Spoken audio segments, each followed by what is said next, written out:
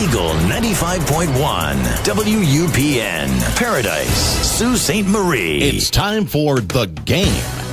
Eagle 95.1 proudly brings you The Game, the Twin Sault's only regional and national sports show. For the next hour, we'll get an in-depth look at sports in the Eastern Upper Peninsula and Algoma region and hear from coaches and players involved in The Game. Now, let's join Scott Nason at the Wicked Sister on Ashman Street in downtown Sault Ste. Marie, Michigan, for tonight's broadcast of The Game on Eagle 95.1. Time to play the game. Time to play the game!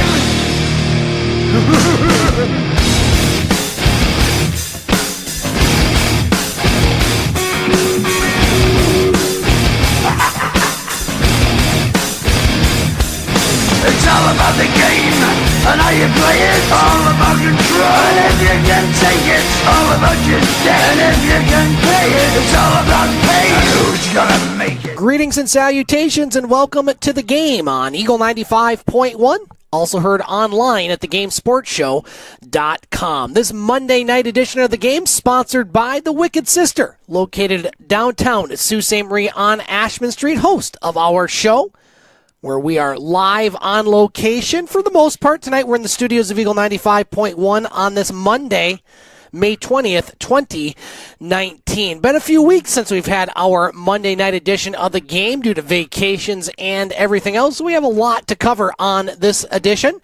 We are going to be joined in our next segment by Butch Davis from Butch on Sports, who will get us up to date on what's going on in the Metro Detroit sports scene. And we're not sure if we're going to be joined by EJ Russell from Moe's Pub in Escanaba, Michigan. Haven't had a chance to hear from EJ yet today, so we shall see where things go. One of our co-hosts, Dave McKeag, he's on vacation for the month of May from not only this show, but his shows in Sioux, Ontario.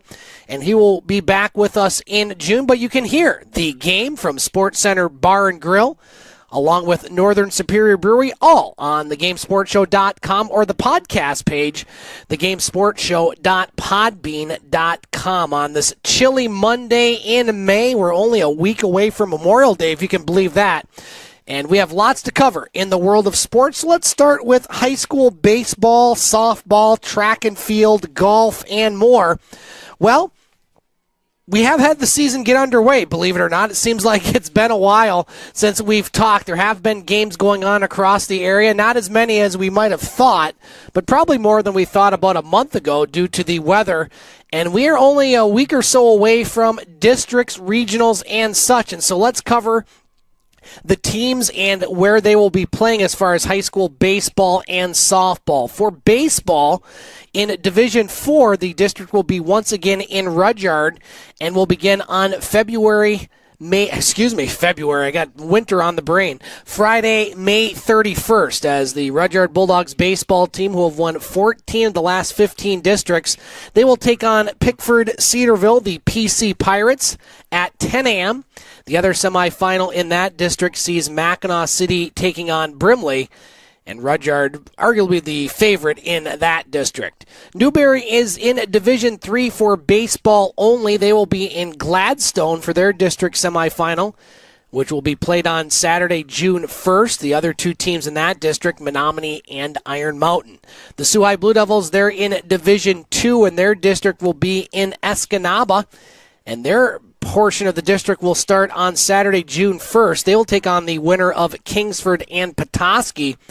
Escanaba, Sheboygan, and Marquette, the other teams in that very loaded district in baseball. For softball, the Rudyard Bulldogs, who made their first ever quarterfinal last season in Division 4, they're going to host their district, and they will start theirs a week from tomorrow, next Tuesday, as they will take on Pickford Cedarville. The winner of that one will take on Munising next Friday, May 31st. In the district semifinal, the other side of the bracket sees Newberry take on Brimley. St. Ignace, they're going to host a Division 4 district, and theirs will be starting on Friday, May 31st. They will take on the winner of Alanson, Mackinac City, the other two teams in that district, Harbor Light and Pelston. Soo High, they are also in Escanaba for softball. They will take on the winner of Petoskey and Marquette on Saturday, June 1st. Escanaba, Sheboygan, and Kingsford also the other teams in the district. And next week we will see high school golf finals, at least the UP finals going on across the Upper Peninsula. We also will have track and field regionals. I believe those are this week. And then you have the UP finals in Kingsford on Saturday, June 1st. So it's been a very short spring season for high school sports. And we're only a few weeks away, hopefully not too far away from that ending. And we'll keep an eye on some of the scores there on our next edition of the game. Now, we won't be doing a broadcast next week due to Memorial Day. So our next broadcast will be Monday, June 3rd for this Monday night edition of the game. Couple Lake State notes. Laker goaltender Nick Kossoff over the past week or so was named to the 2018-2019 Google Cloud Academic All-District Men's At-Large Team. I'm not making that up. That's an actual name. That means he's very smart, as Kossoff finished his 4 years at Lake State with almost a 4.0 grade point average. He had 3.96, and so nice honors there for Mr. Kossoff. And following the season, of course, he graduated this year. Kossoff signed an amateur tryout agreement with the Manchester Monarchs of the East Coast Hockey League. And Lake Superior State basketball player Blake Marquardt, he signed a contract to play professional basketball with a team out of Bolivia. And I'm not going to try to pronounce the full name, Ingavi La Paz of Bolivia. Marquardt, who graduated this spring with a degree in business, was a member of the Laker men's basketball team for all 4 seasons that he was there. And he played in 93 games, including starting 53, scored 789 career points, and of course was a very potent three-point shooter, as he is the first member of the Laker 2018-2019 men's basketball team to sign a contract to play professional basketball. Moving on to hockey. Yes, it's May, but we have lots of hockey notes going on across the area, including Sioux College. A team that Dave covered specifically on his show, of course, winning the national championship in the American Collegiate Hockey Association at the D3 level. Well, Sioux College, as rumored, they are going to move up to Division II next season, as they will make the jump. Now, the women's team will also make the jump to Division II. They are set to play in the Central Collegiate Women's Hockey Association, which is also part of the ACHA. So the Sioux College team, who dominated Division III, they're going to move up a level in Division II. Sioux Eagles, they're going to host a tryout camp this weekend at the Big Bear Arena. The Sioux Thunderbirds hosted one last weekend, and the Sioux Eagles will be hosting one at the Big Bear this Friday, Saturday, and Sunday, the way they usually do it. Friday they have check-in and some games along with Saturday. And then Sunday's really the one to go watch, as they call it the All-Star Game, and you'll see some familiar faces and maybe some new Sioux Eagles players coming up this year. So, hey, if you want to get a jump on the 2019-2020 season, hard to believe, that's already going to be upon us. Head out to the Big Bear, where you will see that show and showcase, or whatever you want to call it. Tryout camp, that's what I'm looking for. Memorial Cup going on in Halifax. Guelph, the Ontario Hockey League representative, they lost to the host team yesterday by the score of 4-2, and so Guelph now 1-1 in that one. Halifax 2-0. So Guelph's probably going to need one more victory to be assured a semifinal spot. But boy, that Halifax team looking tough. So we'll keep an eye on what goes on there. Of course, Guelph, unbelievable road to the Memorial Cup. They were down 0-3 in their Western semifinal series to London, come back. They were down 3-1 to Saginaw, come back and win that. They were down 2-0 to Ottawa, who everybody thought, including myself, it was just going to walk away with the title. Well, not so fast, as Guelph won that one in 6 games, and so good luck to the Guelph Storm and the Brooks Bandits. They won the Canadian Junior Hockey League Championship, going on the RBC Cup, which happened in British Columbia this past weekend. The team out of this region was Oakville, and, well, it was the team out of British Columbia which ended up winning the whole thing.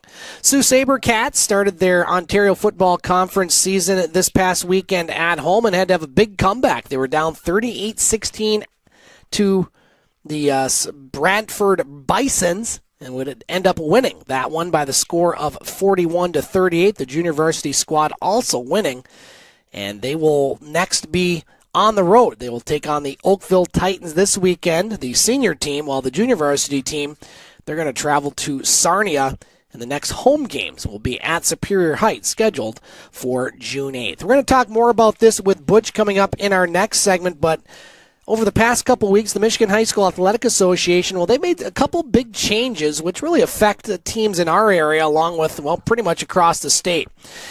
They talked about district seeding for basketball and soccer. We're not going to worry about the soccer, along with playoff adjustments for 11-player football. And so let's go through it. The meetings were held earlier this month in Gaylord.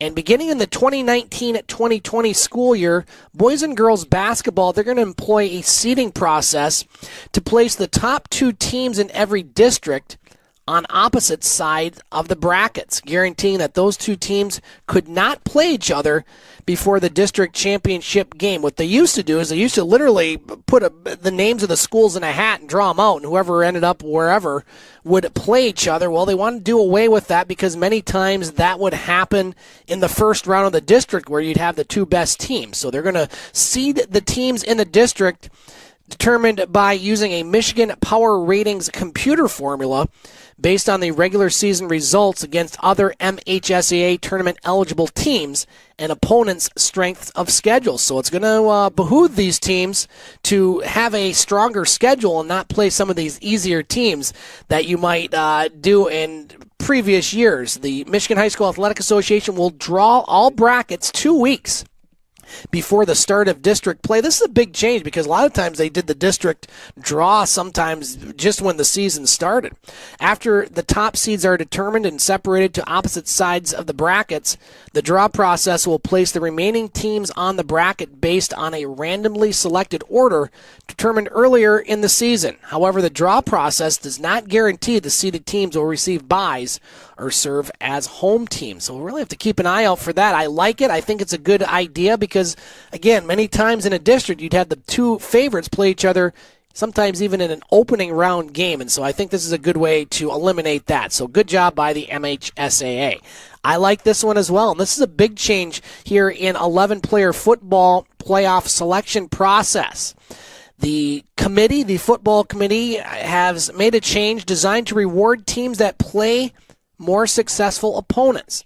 Beginning with the 2020 season, so this is in 2 years. This won't happen this fall, but the next season, 8 divisions will be determined before the season, and the 32 playoff qualifiers from each division will be selected at the end of the regular season based on playoff point average. There's no longer 6 wins and you're in. This is now going to be based totally on a playoff point average. And so that's going to make a lot of teams have to schedule better opponents. So you're not going to have to put 2 Canadian schools, no offense to our Canadian listeners, but many times we've seen locally here, teams put Canadian schools on the schedule, in some cases twice, to get that magic 6-point win total. That's not going to happen anymore. At least they're not going to get many points for it. And so this adjusted playoff points formula will award bonus points for all opponents' wins, regardless on whether the team beat or lost to those opponents. So actually, there's such things as good losses with this new system. Currently, bonus points are awarded only if the team defeated an opponent. More points are also awarded for defeating teams from larger divisions. So if you're a team like St. Ignace playing in D7, and many times they do play teams D6, D5, they're going to be rewarded by getting extra points. And so this will eliminate the automatic qualifiers. Again, 6 wins and you're in. And should be enough incentive for teams to schedule more successful opponents. And it's going to be very interesting to see how this affects the football playoff structure. It's going to affect it quite dramatically, I might add. And also 8-player football playoffs. The council approved an enrollment limit of 215 students for teams to be eligible for 8-player football. This will take effect in the 2020 season. Currently, a school must be Class D to be eligible for the postseason, so you're not going to have those Class C schools that are 8-player that are no longer eligible. 215 is the cut line. If you're under 215, you can play an 8-player.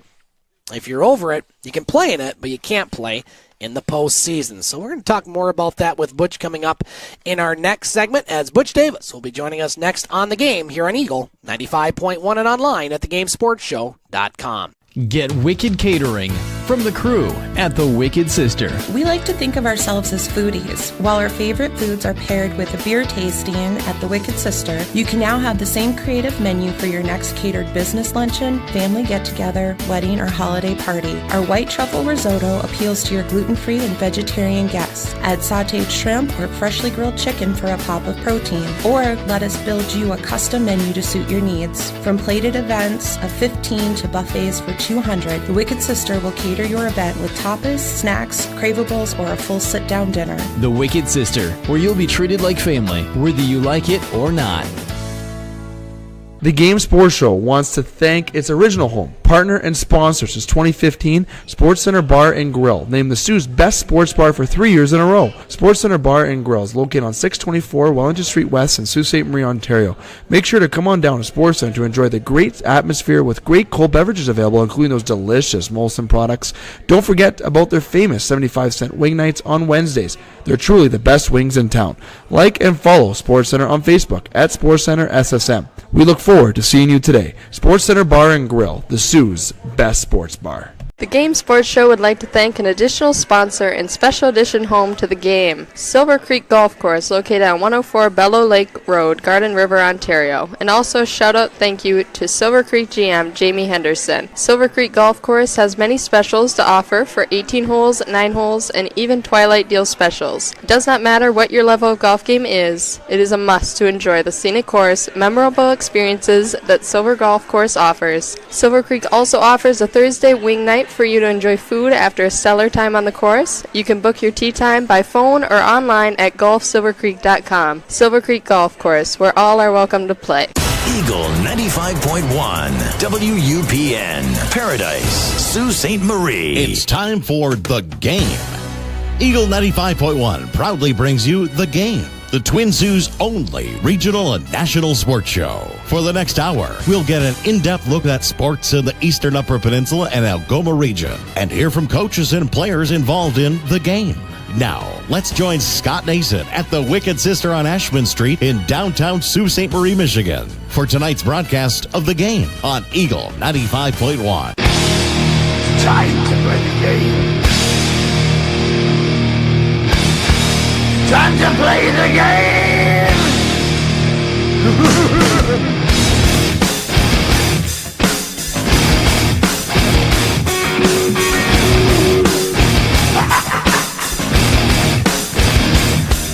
It's all about the game and how you play it. All about control, and if you can take it, all about your debt. And if you can pay it, it's all about pain. And who's gonna make it? Greetings and salutations, and welcome to The Game on Eagle 95.1. Also heard online at thegamesportshow.com. This Monday night edition of The Game sponsored by the Wicked Sister, located downtown at Sault Ste. Marie on Ashman Street, host of our show, where we are live on location. For the most part, tonight we're in the studios of Eagle 95.1 on this Monday, May 20th, 2019. Been a few weeks since we've had our Monday night edition of The Game due to vacations and everything else. We have a lot to cover on this edition. We are going to be joined in our next segment by Butch Davis from Butch on Sports, who will get us up to date on what's going on in the Metro Detroit sports scene. And we're not sure if we're going to be joined by EJ Russell from Moe's Pub in Escanaba, Michigan. Haven't had a chance to hear from EJ yet today, so we shall see where things go. One of our co-hosts, Dave McKegg, he's on vacation for the month of May from not only this show, but his shows in Sault, Ontario. And he will be back with us in June. But you can hear The Game from Sports Center Bar and Grill, along with Northern Superior Brewery, all on thegamesportshow.com or the podcast page, thegamesportshow.podbean.com. On this chilly Monday in May, we're only a week away from Memorial Day, if you can believe that. And we have lots to cover in the world of sports. Let's start with high school baseball, softball, track and field, golf, and more. Well, we have had the season get underway, believe it or not. It seems like it's been a while since we've talked. There have been games going on across the area, not as many as we might have thought, but probably more than we thought about a month ago due to the weather. And we are only a week or so away from districts, regionals, and such. And so let's cover the teams and where they will be playing as far as high school baseball and softball. For baseball, in Division 4, the district will be once again in Rudyard and will begin on February. I got winter on the brain. Friday, May 31st, as the Rudyard Bulldogs baseball team, who have won 14 of the last 15 districts, they will take on Pickford Cedarville, the PC Pirates, at 10 a.m. The other semifinal in that district sees Mackinac City taking on Brimley, and Rudyard arguably the favorite in that district. Newberry is in Division 3 for baseball only. They will be in Gladstone for their district semifinal, which will be played on Saturday, June 1st. The other two teams in that district, Menominee and Iron Mountain. The Soo High Blue Devils, they're in Division 2, and their district will be in Escanaba, and their portion of the district will start on Saturday, June 1st. They will take on the winner of Kingsford and Petoskey. Escanaba, Sheboygan, and Marquette, the other teams in that very loaded district in baseball. For softball, the Rudyard Bulldogs, who made their first ever quarterfinal last season in Division 4, they're going to host their district, and they will start theirs a week from tomorrow, next Tuesday, as they will take on Pickford Cedarville. The winner of that one will take on Munising next Friday, May 31st. In the district semifinal, the other side of the bracket sees Newberry take on Brimley. St. Ignace, they're going to host a Division 4 district, and theirs will be starting on Friday, May 31st. They will take on the winner of a Lansing-Mackinac City. The other two teams in that district, Harbor Light and Pelston. Soo High, they are also in Escanaba for softball. They will take on the winner of Petoskey and Marquette on Saturday, June 1st. Escanaba, Sheboygan, and Kingsford, also the other teams in the district. And next week we will see high school golf finals, at least the UP finals going on across the Upper Peninsula. We also will have track and field regionals. I believe those are this week. And then you have the UP finals in Kingsford on Saturday, June 1st. So it's been a very short spring season for high school sports. And we're only a few weeks away, hopefully not too far away from that ending. And we'll keep an eye on some of the scores there on our next edition of the game. Now, we won't be doing a broadcast next week due to Memorial Day, so our next broadcast will be Monday, June 3rd for this Monday night edition of the game. Couple Lake State notes. Laker goaltender Nick Kossoff, over the past week or so, was named to the 2018-2019 Google Cloud Academic All-District Men's At-Large Team. I'm not making that up. That's an actual name. That means he's very smart, as Kossoff finished his 4 years at Lake State with almost a 4.0 grade point average. He had 3.96, and so nice honors there for Mr. Kossoff. And following the season, of course, he graduated this year. Kossoff signed an amateur tryout agreement with the Manchester Monarchs of the East Coast Hockey League. And Lake Superior State basketball player Blake Marquardt, he signed a contract to play professional basketball with a team out of Bolivia. And I'm not going to try to pronounce the full name, Ingavi La Paz of Bolivia. Marquardt, who graduated this spring with a degree in business, was a member of the Laker men's basketball team for all 4 seasons that he was there. And he played in 93 games, including starting 53, scored 789 career points, and of course was a very potent three-point shooter, as he is the first member of the Laker 2018-2019 men's basketball team to sign a contract to play professional basketball. Moving on to hockey. Yes, it's May, but we have lots of hockey notes going on across the area, including Sioux College. A team that Dave covered specifically on his show, of course, winning the national championship in the American Collegiate Hockey Association at the D3 level. Well, Sioux College, as rumored, they are going to move up to Division II next season, as they will make the jump. Now, the women's team will also make the jump to Division II. They are set to play in the Central Collegiate Women's Hockey Association, which is also part of the ACHA. So the Sioux College team, who dominated Division III, they're going to move up a level in Division II. Sioux Eagles, they're going to host a tryout camp this weekend at the Big Bear Arena. The Sioux Thunderbirds hosted one last weekend, and the Sioux Eagles will be hosting one at the Big Bear this Friday, Saturday, and Sunday, the way they usually do it. Friday, they have check in and some games along with Saturday. And then Sunday's really the one to go watch, as they call it the All-Star Game, and you'll see some familiar faces and maybe some new Sioux Eagles players coming up this year. So, hey, if you want to get a jump on the 2019-2020 season, hard to believe that's already going to be upon us, head out to the Big Bear where you will see that show and showcase, or whatever you want to call it. Tryout camp, that's what I'm looking for. Memorial Cup going on in Halifax. Guelph, the Ontario Hockey League representative, they lost to the host team yesterday by the score of 4-2, and so Guelph now 1-1 in that one. Halifax 2-0. So Guelph's probably going to need one more victory to be assured a semifinal spot, but boy, that Halifax team looking tough. So we'll keep an eye on what goes on there. Of course, Guelph, unbelievable road to the Memorial Cup. They were down 0-3 in their Western semifinal series to London, come back. They were down 3-1 to Saginaw, come back and win that. They were down 2-0 to Ottawa, who everybody thought, including myself, it was just going to walk away with the title. Well, not so fast, as Guelph won that one in 6 games, and so good luck to the Guelph Storm and the Brooks Bandits. They won the Canadian Junior Hockey League Championship, going on the RBC Cup, which happened in British Columbia this past weekend. The team out of this region was Oakville, and, well, it was the team out of British Columbia which ended up winning the whole thing.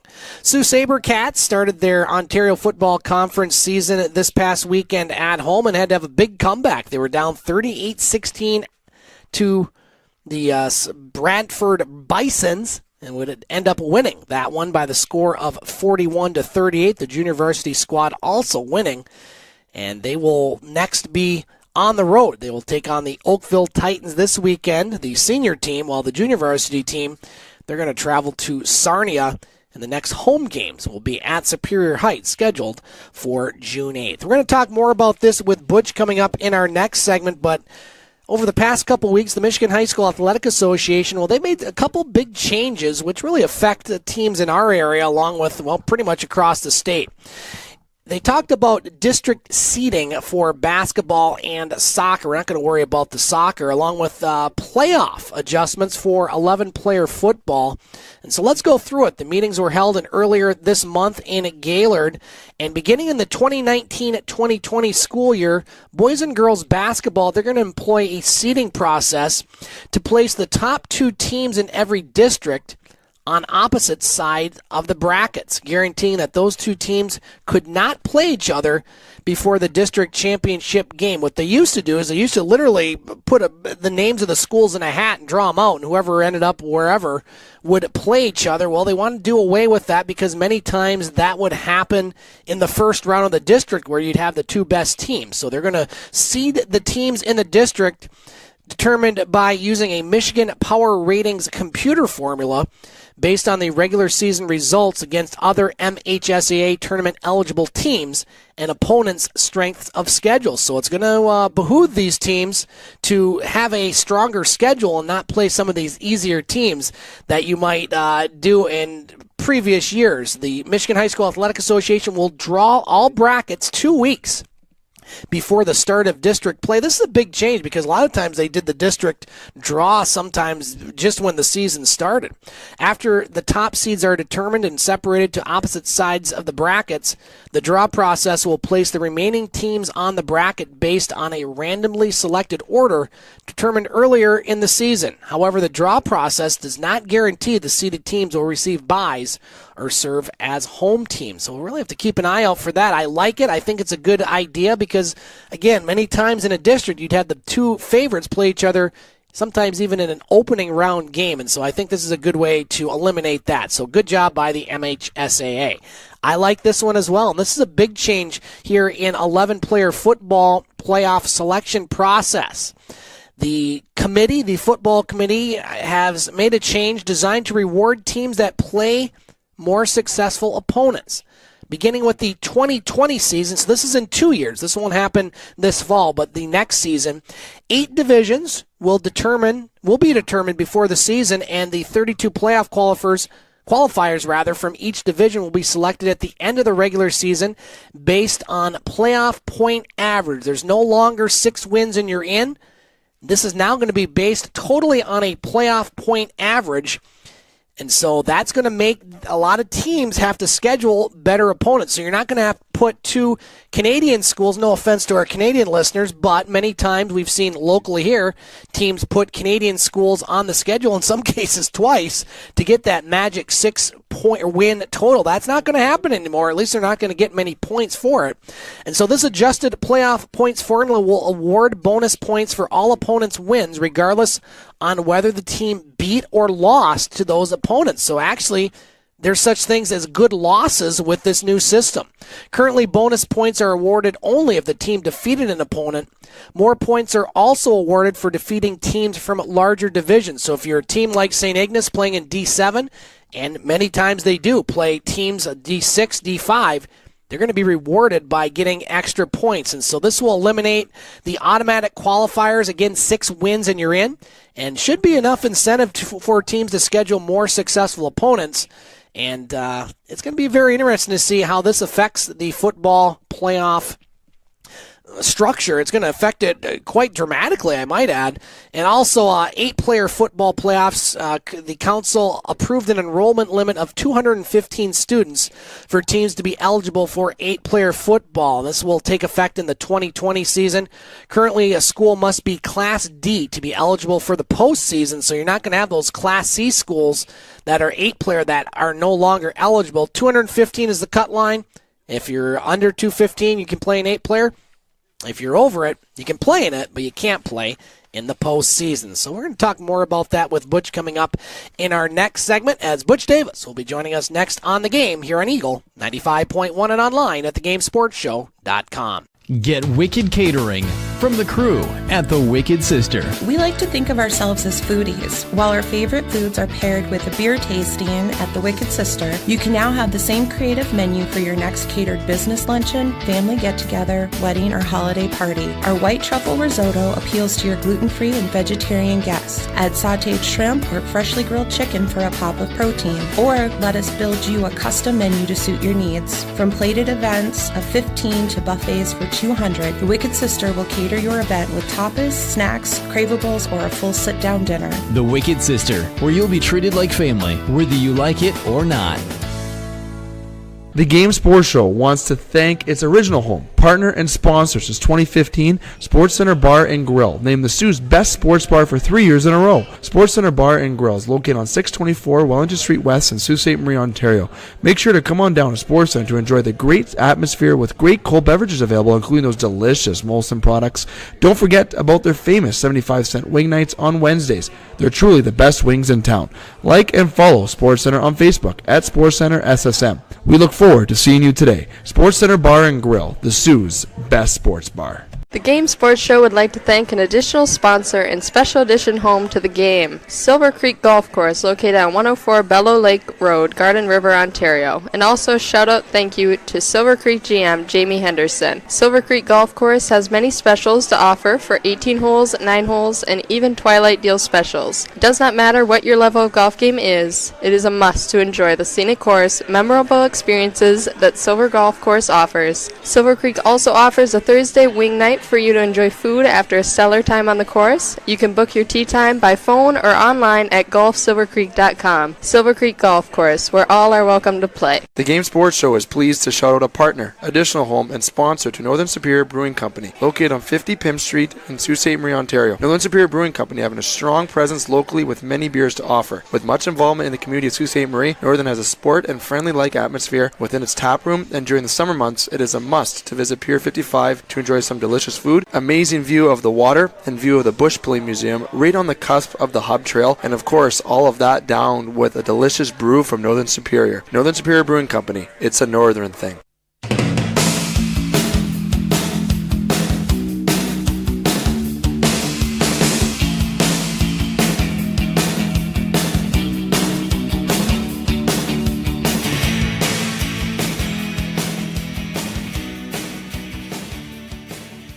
Welcome back to the game on Eagle 95.1, also heard online at thegamesportshow.com. Scott Nason broadcasting from the studios of Eagle 95.1 in Sault Ste. Marie, Michigan on this Monday night. We are still waiting to hear from E.J. Russell, who will hopefully be at Moe's Pub in Escanaba, a little hung up at work, so we're going to see if E.J. joins us or not, but we do have our next guest co-host and a good friend, Butch Davis from the show Butch on Sports, which you can hear on the podcast page of this show, thegamesportshow.com or thegamesportshow.podbean.com, as Butch joins us each and every week to examine the world of sports in the Metro Detroit area and throughout the country, even around the world. Butch, it's been a few weeks. How you doing, my friend? I'm doing on fine. Missed a couple of weeks here, man. A lot of people running away from home here, you know. All right. In the world of sports, what a deal here, huh? Butch, we got so much to talk about. I guess let's talk about the local sports that are going on right now in the Metro Detroit sports area. And, well, the good news for the Tigers yesterday, they didn't lose. They had some weather move in to their game against Oakland. Oakland was up in that game. They're going to resume that game back all the way in September. But, you know, we knew this rebuild was going to be a little tough and there's going to be some ups and downs. Well, it was all downs for the Tigers this past week, losing to Houston, losing all the games to Oakland. Butch, give me some good news on the Detroit Tigers. What do you got? There's none, and none at all here. It's Memorial Day weekend, or week, I should say there, so many people are going to get out of town by sundown. Right after that, the Grand Prix will be roaring up there. So it's not going to be too many people worrying about the Tigers or even talking about the Tigers at the present time because of other extracurricular activity. But I can tell you what, the Tigers have not done the hitting very well. The hitting is the problem. Timely hitting is an issue right now with the Detroit Tigers. And also the pitching has not been very good at all from the starters. We didn't see what we saw in April, for, that duration of that month where the starting pitchers were getting quality starts in. Now is they're giving up a bucket and some change full of runs and whatnot there that basically people who are paying their money to go to the park spending more money in the vestibules and buying beer, just to forget. Shoot.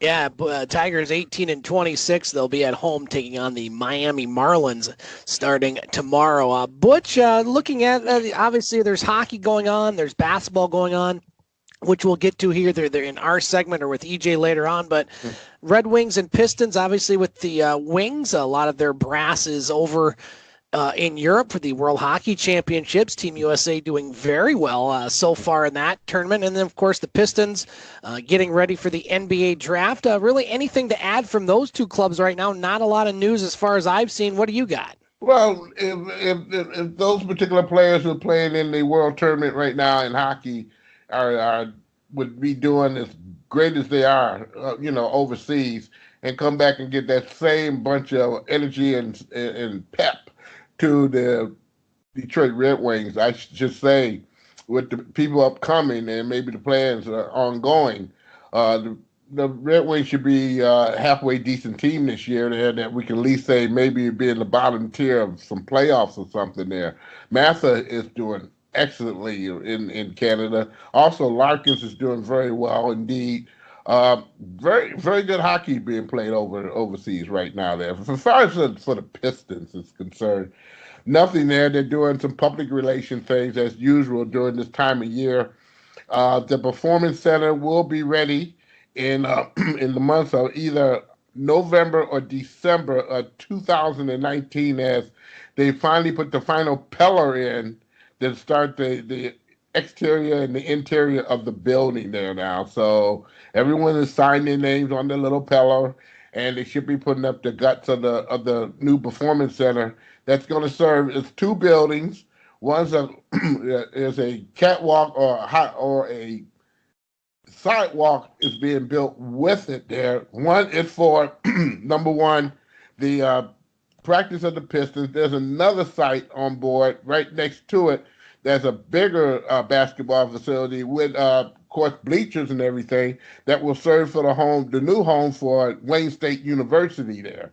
So they are moving from their gym on campus right down the street to the brand new performance center, and their home games will be played there for the duration of who knows when there. As soon as the building is built and they cut the ribbon, Wayne State will be moving there to do their basketball games as well. So a lot of community things going on there. Nothing that I could say we could talk about a team at all or any team moves. Butch Davis joining us on the game. We'll get to more of the basketball and hockey playoffs coming up here in a little bit, or with EJ later on. Butch, NFL, of course, we talked about the NFL draft a few weeks ago with the Detroit Lions. Anything going on right now? Obviously, the Lions gearing up towards, a couple months. They'll be opening up camp, and here we go again. Any news to report out of their camp? Really nothing too special right now. They're making adjustments. They're letting players in and letting players go out, per se. Just not too much there. They're keeping things a lot quieter. And, in a span of maybe 3 days, they'll use the facilities. I'm talking about the players, that is. They only let the media come in to interview or talk to coaches and players only 1 day out of that week there. You can go there and do your work or whatever it may be, but getting a promise to talk to anybody, coaches or anything else, you won't get that access other than someone they pick it up or someone they cut, and you'll get that if you're on site, or they'll email that information to you there. Butch, I talked about this in the opening segment, talking about obviously coming up, the spring sports are going to be having their regionals, districts, track and field, soccer, and such. A couple weeks ago, we didn't get a chance to talk about this on this show. The Michigan High School Athletic Association, they made a couple big changes to a couple sports and how they do the playoffs, starting with basketball. Starting next season, the boys and girls basketball will have seeding process in the district. Now, we've seen over the past few years, sometimes when the district draws are done, the top 2 teams end up playing each other in the first round. Well, that's not going to happen anymore. The top 2 teams in each district will be seeded using a computer formula based on regular season results and strength of schedule. So that's going to be a big change for high school boys and girls basketball as well. Butch, the one I think that made more news, at least when it was released, was the changes to the 11-player football playoff. Now, of course, it was just this past year, and this will happen in 2020, not next season. So next season will still be the same playoff format as we've seen in the past, where if a team plays 9 games on their schedule, 6 wins gets them into the playoffs. If it's an 8-game schedule, 5 wins. That's no longer going to be the case. Beginning with the 2020 season, 8 divisions will be determined before the season, and 32 playoff qualifiers from each division will be selected at the end of the regular season based on playoff point average. There will no longer be automatic qualification based on win total, and this is going to go by a points formula where regardless of if a team beats or loses the opponent, the strength of schedule is really going to come into play, and there's going to be bonus points awarded if a team defeats an opponent and if the team is in a higher division. And so this is going to, I think, eliminate maybe some teams with softer schedules. Up in these parts, Butch, I mentioned in the last segment, we've seen schools schedule a couple Canadian squads and get wins to try to make the playoffs. And so I wanted your thoughts on both of those. Some big changes coming in the MHSAA playoffs. Okay, and people don't know that there are Canadian teams that are registered in the state of Michigan, playing in the playoffs there. So that will continue there, and I'm very, very up on that particular information as well. Let's start with the basketball first. You started with that there. If people don't know, they normally go to a district meeting or whatever it may be, a league meeting, and they pull numbers or straws or alphabets or whatever they do to determine the seeding and how long or how much a team will play. It's never been to the point where they put in the winning teams or the better teams with records get buys and whatnot there. That has never been the case there. There's always been a point by number or a hat check or whatever it may be. Now that's no longer the reason there. And I think they're getting to legitimacy of schedule there. In fact, I'll bet a bottom dollar there is legitimacy and schedule there, because you have a lot of teams that don't get the opportunity to play the better teams, and vice versa. And then you have the smaller teams, let's say in Class D and C. Well, basically, there are some good teams that repeat themselves time in and time out, but yet still won't get that opportunity to play a bushel full of talent, maybe in their class, due to numbers in the school. That's how that's determined, and also to be able to ramage kids, which is another rule that the state of Michigan has came to terms with transferring now there. That is live and kicking starting June the 1st of this year. There are 15 ways that you can transfer or not be transferred, and that means that the school of choice situation, where if you live way in West Missouri and you decide you know a coach in Michigan and he wants to take you into somebody's house and nurture you, and you stay for the season, you will have to sit out a full term. Right.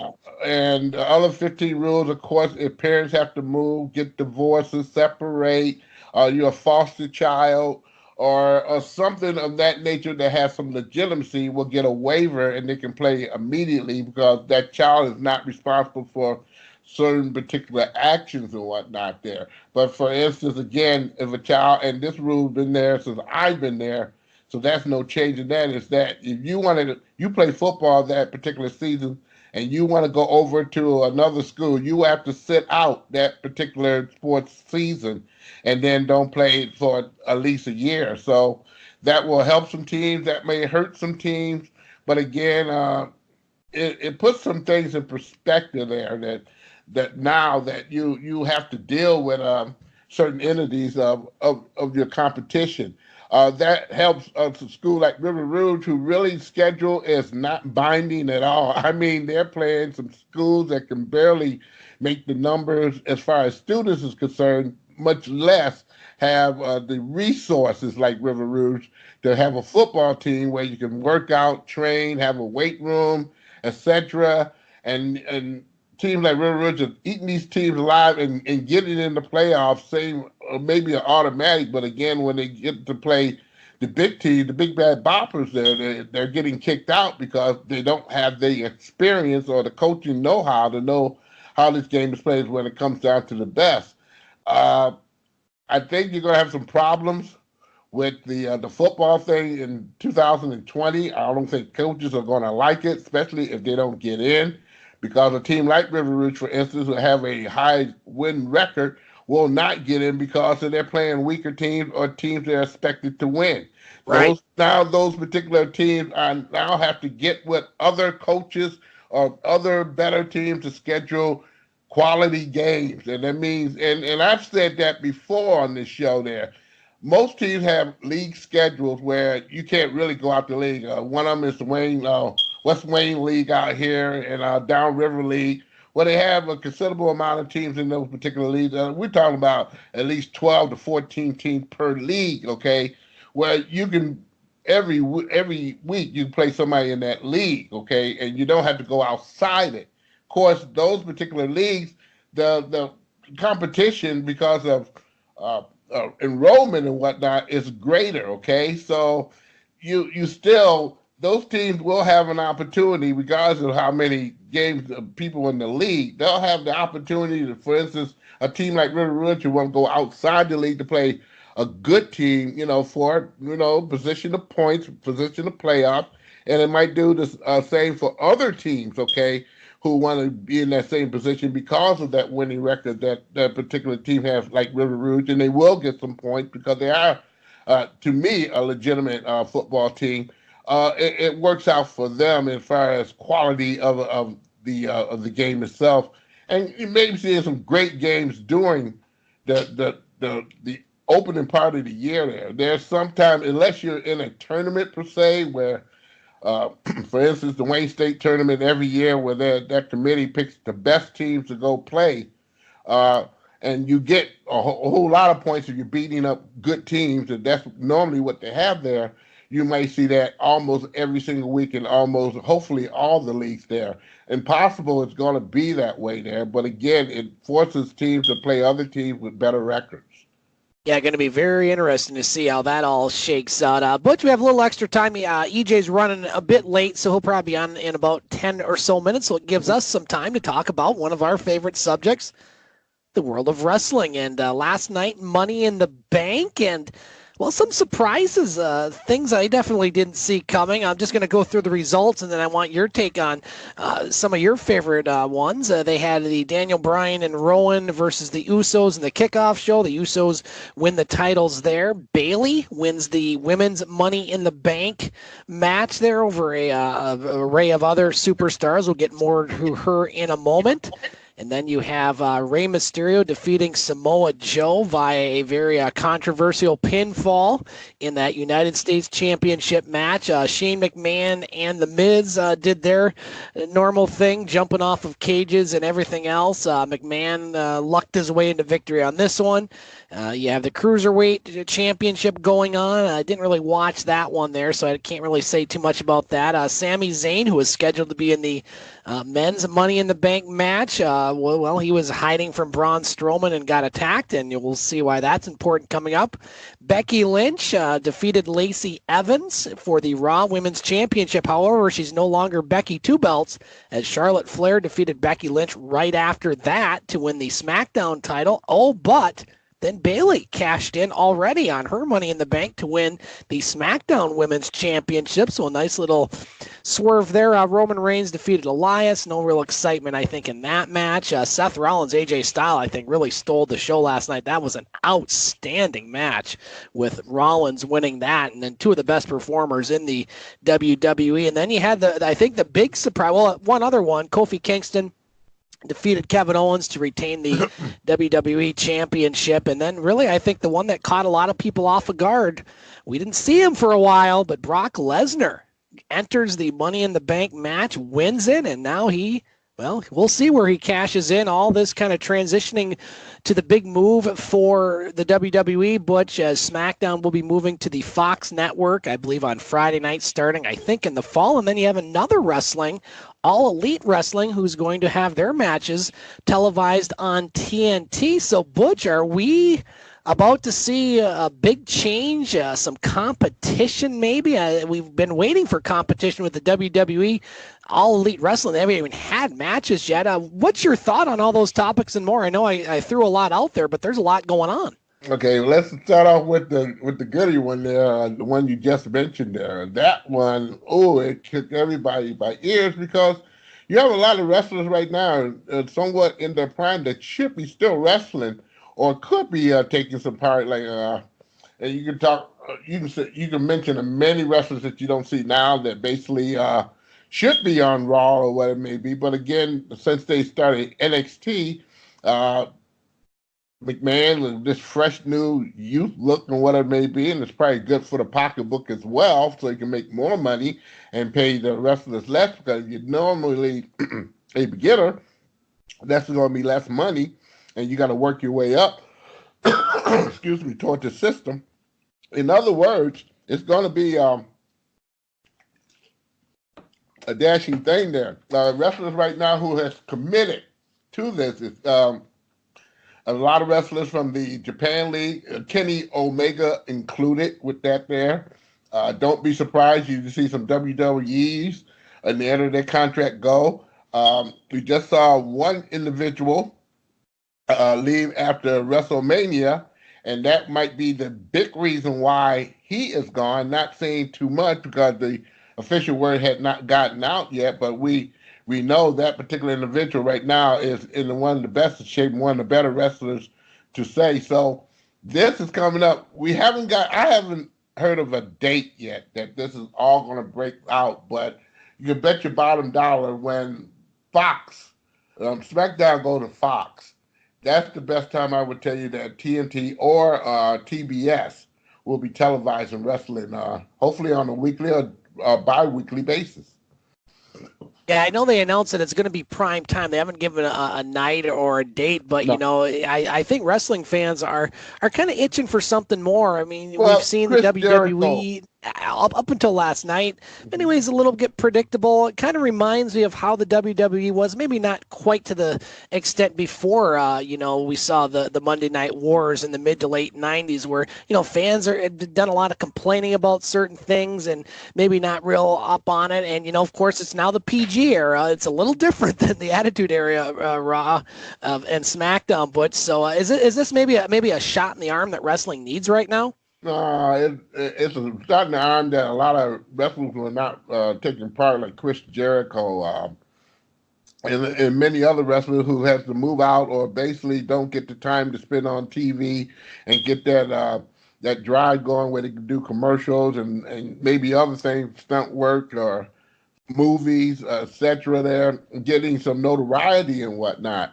That is the big deal there. When this league came on out with Cody Rhodes, I'm quite sure if you don't know, is one of the coppers of the promoters of this particular wrestling league. He taken after his daddy here for Right. various reasons, because his daddy was one of the founding founders of NXT. Okay, and people didn't know that either. He was a big guy when it came down to NXT, and getting Triple H, who is the actual president and running the thing, on his ears on how to train wrestlers and what to do and how to set the performance move, and all that came from Dusty Rhodes there. So Cody Rhodes and his wife Brandy, and we got to mention there's also women wrestlers as well, mainly women wrestlers. Now there is a major league wrestling that goes on for women completely, and that is Glow. Okay, but that showed on the West Coast a lot, out of Las Vegas. The owner of the LA Lakers own Glow, and she has plenty of money and then some to more or less dig into play and getting her wrestlers some notability on the on the cabinet of the new AEW league there. So this is pretty much so fun. As far as Money in the Bank, it was very comical to me.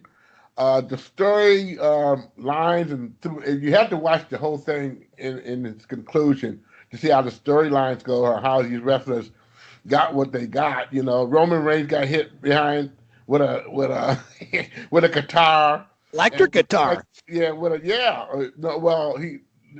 was an acoustic guitar. Oh, right. And he got hit in the backstage, and then Elias go up there playing music and whatnot with an electric guitar there, okay, wireless electric guitar. And all of a sudden, Roman Reigns come on out and beats his brains out, and that's the end of the match. 1, 2, 3. The Charlotte situation right after she won from Becky there, which was an excellent match. Lacey came on out there, and she started kicking the crap out of the redhead, known as Two Belt, no longer One Belt now. And so that's when Bailey comes running out, who won the Money in the Bank, running out there, and she goes after Charlotte Flair and beats the crap out of her, Charlotte Flair, man. Unsuspectingly there. This is after Charlotte Flair beats the crap out of Redhead and throw her over the ring and stuff. She's laying out there and she can't do nothing. And so now she's handling the Money in the Bank to the referee, and she comes out there, gets on top of the rope and slams her with a leg, and they count 1, 2, 3, and Charlotte gets whipped there, and that's the end of that. That a lot is going to come out of that I'm quite sure on SmackDown, of course, there, but it was pretty well together scripted, okay, and the Rey Mysterio thing, I don't know if it was a time limit or something there, but that was a weird ass one. The thing was put together pretty good scripted wise there. Now how they're gonna come out with the rest of it there. The only one that really cracked me up was the Miz and Brother McMahon there. They fought to the end, but Brother McMahon again, he wins out again. Miz staring at the four walls or whatever, and it was just it was. I don't know. I can't wait till all these new stuff come out there. So wrestling can put their pedal to the metal again, putting on some great shows and get some matches that people will want to see rather than just seeing wrestlers get their rear end kicked into a no not one for no kind of reason at all, just because they can do it. And then at that pace, get rid of other wrestlers that at their prime want to wrestle, want to do some great wrestling there, like in the old days, but not get into it because they think everybody wants this violent, type of reaction toward fight kind of thing. There, it's pretty weird what one person can dictate the crowd to like, but again, you got another crowd that you don't get to hear about. They want to see wrestling to its purest form, like in the old days. So they call it wrestling. Wrestling. But his name is Butch Davis from Metro Detroit. My name is Scott Nason from Sault Ste. Marie. And joining us right now from Moe's Pub in Escanaba, Michigan, Mr. E.J. Russell. E.J., how you doing tonight, my friend? I'm good. Was pulling a late one there, having to do a little work at the dealership, but happy to be back home from a weekend disconnected and unplugged. Spent a weekend out at trout camp with some of my friends locally here. And just happy to be back, happy to be on the show as always, and ready to get right into it. Let's get right into it, EJ. We will give you a topic. We're going to transition right into the round table. Just the three of us tonight, as Dave will be back with us here next month. But we got a lot to talk about. We covered the Detroit sports, EJ. We covered local sports, but we got a lot of sports yet to cover. What's your thoughts? What would you like to talk about on the round table? Butch, you'll get first crack at EJ's topic. So, looking at the NBA here, okay? And as much as I'd love to talk about the NHL, I want to get into the NBA. We're down to the conference finals here. We have Portland and Golden State in what looks like a pretty one-way series there, although Portland is still fighting. And then we have the Milwaukee Bucks and the Toronto Raptors. So my question for you two is, the series are ongoing, so who do you have coming out of each of those? And then regardless of who you have winning, which do you think would be a better finals matchup? Bucks or Raptors versus Golden State or Portland? Butch, I'll give you a crack at EJ's topic. Nice one. It really was. It really is.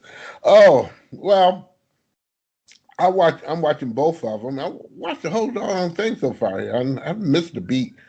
Milwaukee looks dynamite until last night there when they lost. And again, when they lost, what I'm saying that is Milwaukee had more than ample opportunities to win that game there. I don't know, they ran out of gas and players didn't have it at the end, and they didn't because both teams looked very much so gassed away there, going the way they went here in the doubles that normally defined the win.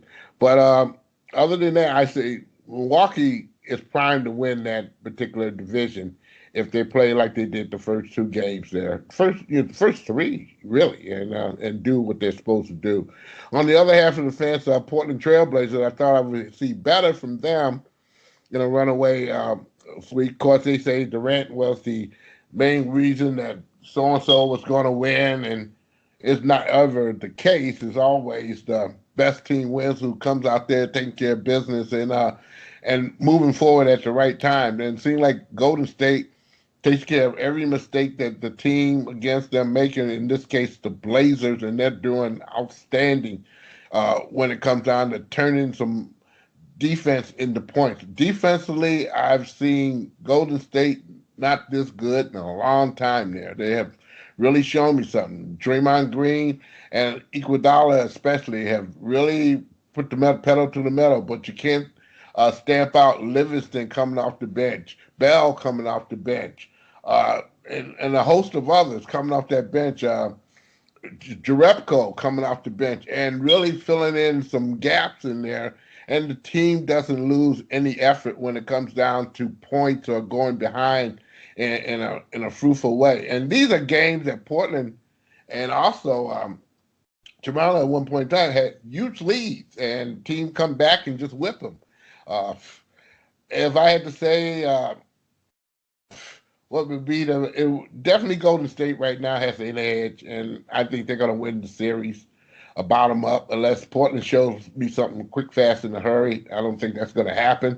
And I'll look at the Bucks. The Bucks look like right now they have the personnel on and off the bench to come do some damage. Lopez is outstanding right now at center, and you can't say I've not seen him play this good since he was a rookie. Okay, but shooting the ball outside as well as making contributions on the offensive rebounding as well as defense, he has been outstanding there for him. And some other, Middleton has been great. So let's say Milwaukee and Golden State just to be safe and sorry, but that looked like the teams are going to be in the NBA Finals. Yeah, Butch, I would agree with you there. We haven't talked a lot about the NBA because we haven't had a show for a couple weeks, but we talked about the first round of the playoffs being ho-hum, and boy, it really picked up in that last round. I mean, obviously the Toronto-Philly series going 7, you had Denver-Portland going 7. There's some great basketball, and there is continuing to be some great basketball being played in the conference finals. Probably my favorite round of all the NBA finals, and let's start with the series from last night. Toronto threw everything at Milwaukee.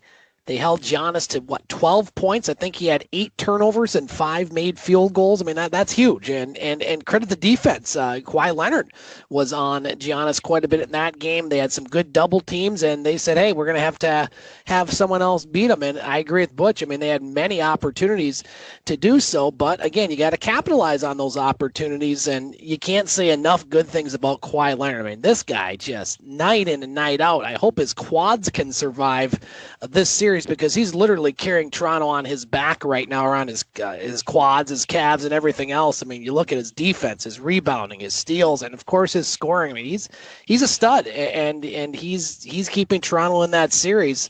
Do I think the Raptors have what it takes to beat that team in 7, being down 2-1? Oh, we'll see. I mean, the series really doesn't start until the road team wins a game, and we'll see what happens tomorrow night. I still like Milwaukee in that series. I think they have a little too much. Butch, you said it. Lopez is playing some of his best basketball of his career. Middleton is also having a good series, and I just don't think Toronto can keep depending on Kawhi Leonard. They're going to have one of these other guys really step up, a Gasol or a Siakam or one of these other guys that haven't quite done so just yet, but that series definitely entertaining.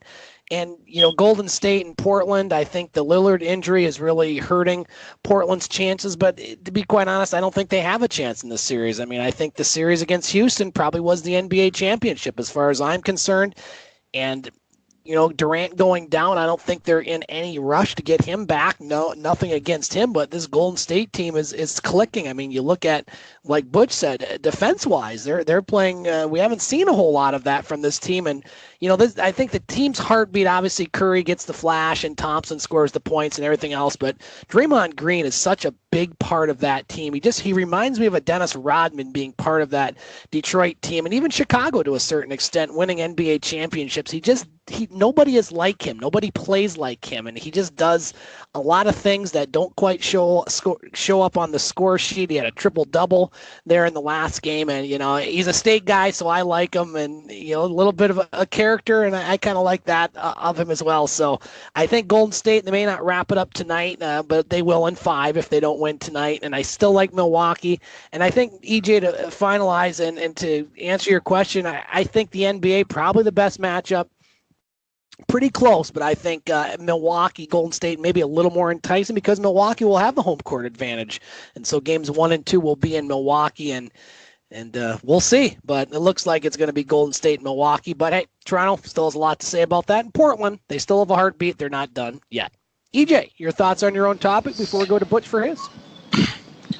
Well, I mean, I have to agree with you guys that Golden State's going to take that series either this game or the next, whether that's tonight or 2 days from now. I do see them getting past the Portland Trail Blazers. And I think that Portland still deserves a lot of credit in these playoffs because they have done some miraculous things. I mean, Damian Lillard with this series clinching shot, waving bye-bye to the Oklahoma City Thunder in what was a fun series to watch. I really think, to me, the team that I'd want to see come out of the West and what would be best for the NBA would be the Portland Trail Blazers. However, the Golden State Warriors that we're seeing at this point in the playoffs, minus Kevin Durant, reminds me so much of that team that won the title right before they got Kevin Durant, and they won 72 or 73 games, however many it was, and set that NBA record, which I believe was 73.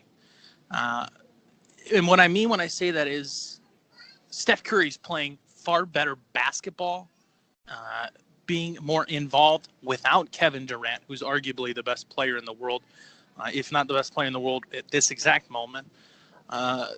Steph Curry and the Warriors are reverting back to their game of old, which is moving the ball, getting those outside opportunities, and continuing to produce it. But the one thing that they're doing, I think that you guys pointed out, I'll say two things that they're doing differently now. Number one, they are playing a little bit better defense than they did in that last series.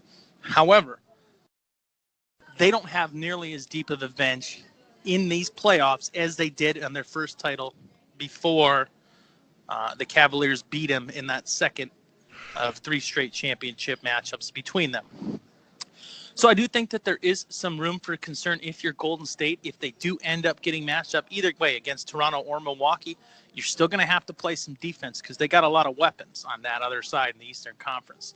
Now, maybe not as many weapons as they have in Golden State, but you're still going to have to play defense, and guys like Klay Thompson and Draymond Green are going to continue to have to play well. Andre Iguodala, as long as they get the kind of defensive play from those guys that they did in the series against the Cleveland Cavaliers in 2016 when the Cavs ended up winning the title, if they play that kind of defense in this championship series, which I'm assuming that they're going to make it to, they are really dangerous. But I think that the Milwaukee Bucks, to me, and I'm somebody that I thought Toronto was going to come out of the East, and I still believe that Toronto has a shot. However, I think Giannis and that Milwaukee Bucks bench and lineup is very deep, and they're making themselves hard to play against. I think Toronto and Boston have both shown us formulas for success in these playoffs against the Milwaukee Bucks, which is you quiet down Giannis and you got yourself a ball game.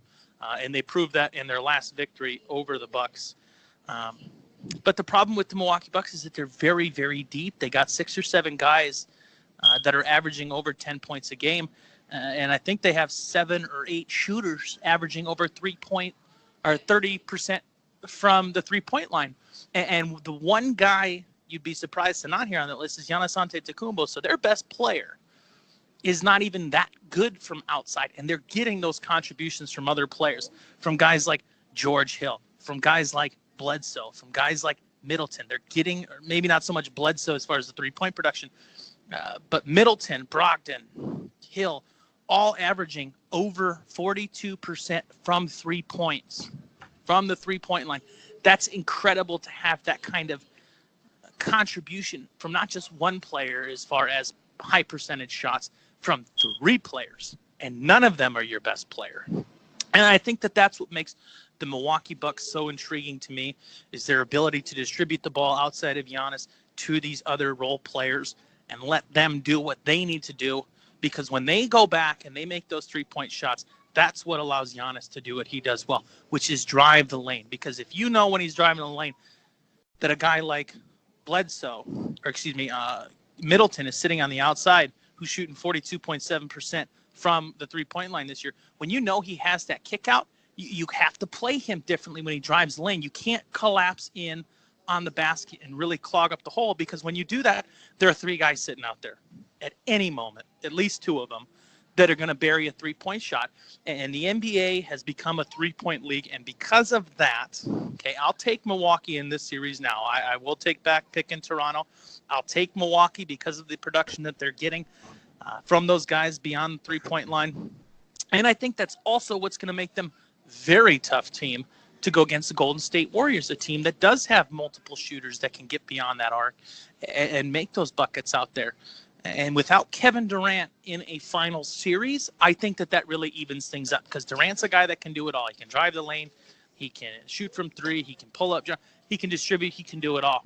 But without him, your best player right now is Steph Curry. And Steph Curry is, yes, a great player, great handler, great passer. But when it comes to the end of the day, he's the best shooter I've ever seen in my life. And you can't rely on that so much to be your centerpiece against a team like Milwaukee, who has a little bit more length than the Golden State Warriors do, because they have to get that production from a guy that has the ability to make you think about what he's going to do. Steph Curry, in my opinion, is one of the, and I'm going to try to word this correctly so I don't get any flack, he's the most difficult, easy player to defend in the NBA. And when I say that, he can work around the zone, he can ball handle well, he can get himself open, but he's looking for the three-point shot, which is what makes him easy to defend, but his dribbling skills and his ball handling is what makes him difficult there. So if that makes sense, I think that in order for them to for sure have this series, they need to get Kevin Durant back, and we don't know what his status is there. But if Milwaukee continues to get this kind of production from their three-point range and from those role players and their bench players, which I think is much deeper than the Golden State Warriors this year than it was 4 years ago, I think that's going to make them really tough to play against, because if they end up taking that series, even if it's Toronto, another very talented team, even if you take the Golden State Warriors deeper, yes, they're still the best team in the NBA, arguably, but when you have that depth, you're in a 7-game series, you're going to be able to wear guys down. And some of that's what you were seeing in that last double overtime game between Milwaukee and Toronto. Thank goodness they have a day of rest before they're going into their next game. But if you can wear a team like that down, you give yourself an opportunity to do great things. And the Milwaukee Bucks look like, in my opinion, the best team to take down the defending champions in these playoffs. I'll make a decision as to which series I have, or which team I have winning the finals when we get there. But I'm going to go, the best thing for the NBA would be a Milwaukee-Portland series, because I think people are tired of watching Golden State. I think it is going to be Golden State and Milwaukee. And I do think, depending on who's playing there, that that's going to change the way that series comes out. But I think we're going to have a heck of a championship series. I think Milwaukee's Buck fans, if they do end up getting there, are going to be ecstatic. Playoff series doesn't start till you win a road game. They got to win in Toronto tomorrow. So we'll see what happens there. But I'm on the Bucks bandwagon right now, and I'm not going to go out and buy a T-shirt, but we'll see what they do in the series, this series, and the next series to come if they make it. Stop it, boy. Let's continue the sports talk. Butch, anything you want to add to EJ's topic, and then throw one of your own, sir? Oh, hell no, man. 10 minutes.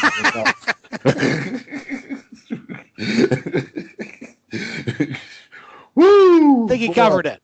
I had a sandwich, man. I got a little long-winded there. Sorry, boys. I thought Dave was back. Ooh, we be off the air, man. We have sponsors. Really, when is my commercial coming on?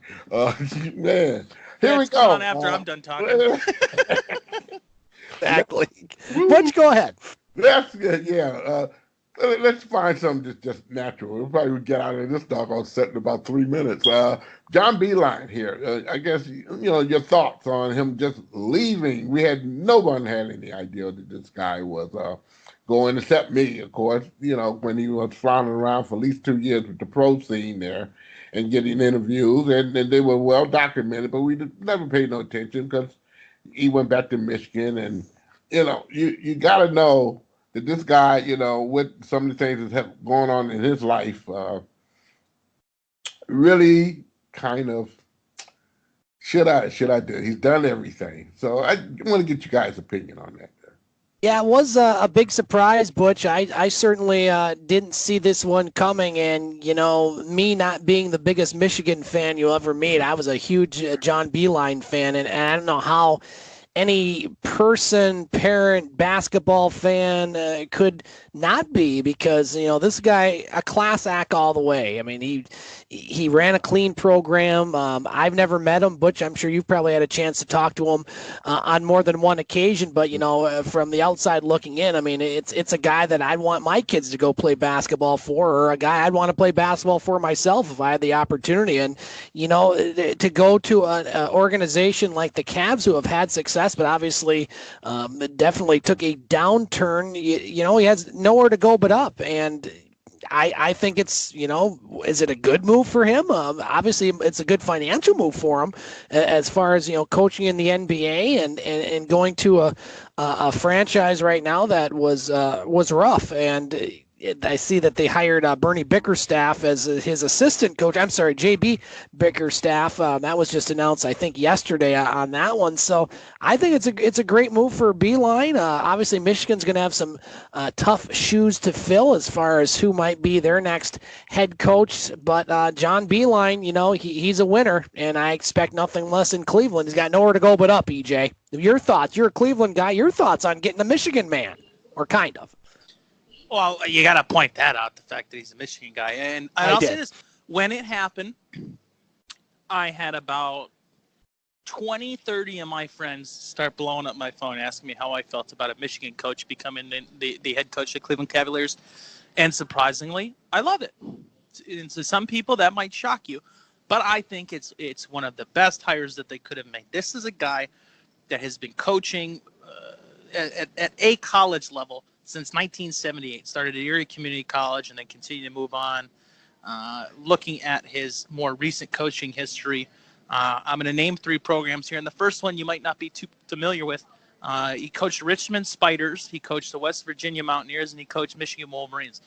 And Richmond Spiders are a team that have had success in the NCAA tournament in the past. And if you haven't heard of them, you need to look it up. They've been around. They've been a good mid-major school.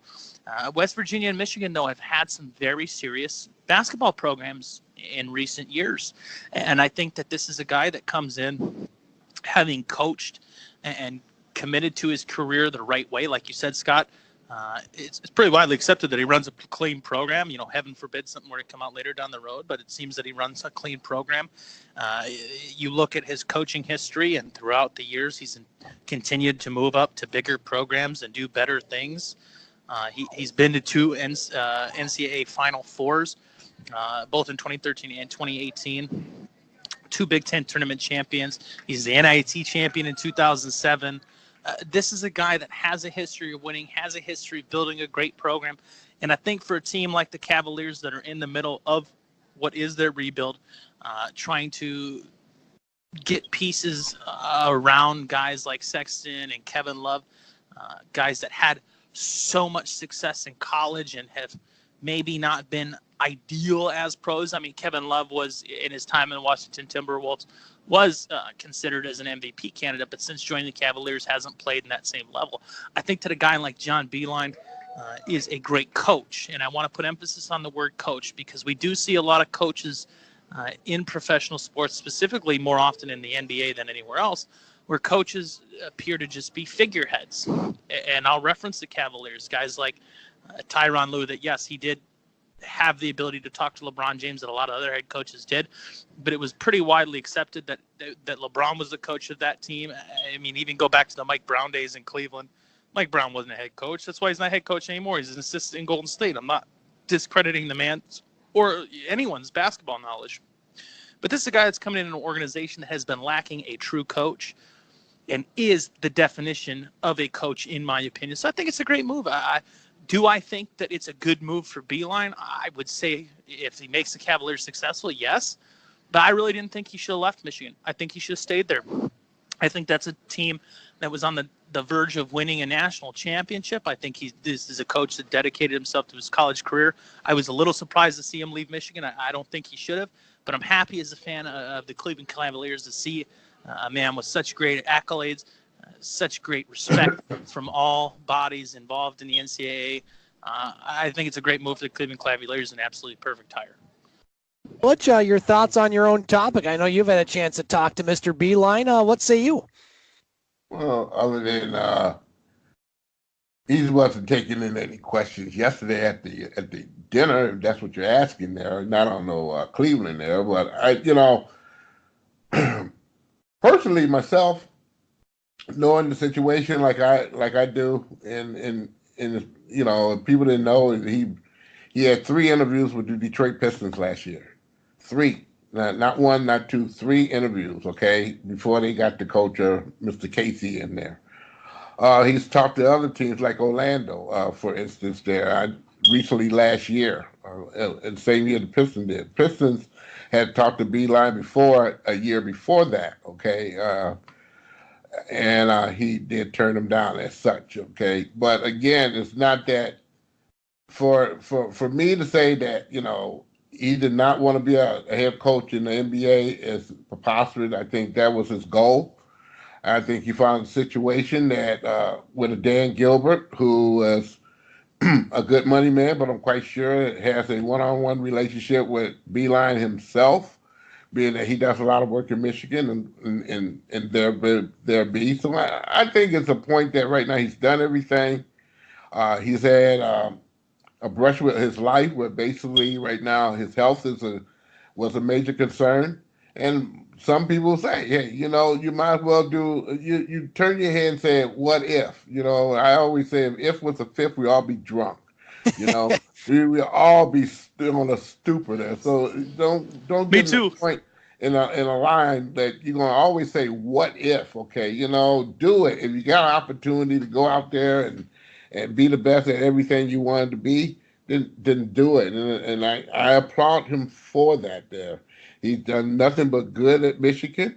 And I'm quite sure he'll do the same in Ohio when he gets down there with picking a decent staff and this is my thing, is having and accepting and having to say on having good players on the team who's not going to make a ruckus, who's going out there to give an everyday old-fashioned down and dirty good effort, okay, such as what Michigan did. They were never the most talented team going on the floor in the single bound the last 3 or 4 years, but you got a competition second to none. You didn't hear about those kids, but you saw them in the playoffs, you saw them in the tournaments, and you had to admire them for some of the things that some of those kids go through. But again, we're able to go to the top of the recognition poll there. Now, you made a comment, Mr., about Cleveland, okay? About some coaches. Here it comes. And here's the pie in your face, this one there. And I know you like Lou. I know you're a Ty Lue fan. I'm not going to give you the choice of flavor in this one either. But here's the thing. Tyrone Lue, let's start with him first because you started with him first there. Tyrone Lue is a doggone good coach. He's a very studious assistant coach for years. If anything, Tyrone Lue kept the peace on that team. LeBron James ain't telling Tyrone Lue what to do, how to do, and where for. That's the other way around. LeBron James did not run the Cleveland Cavaliers. Tyrone Lue did. If it wasn't for Tyrone Lue keeping people together, you don't have a championship in Cleveland. You do not have Irving there, because that man wanted to leave town when LeBron James got there. That man, he kept him there for the additional years to have something that city needed, and that was a championship. So hip hooray, Tyrone Lue. Well, I appreciate him for bringing us a championship, but what I'm saying is that I'm not attempting to disrespect his coaching knowledge or his ability to coach.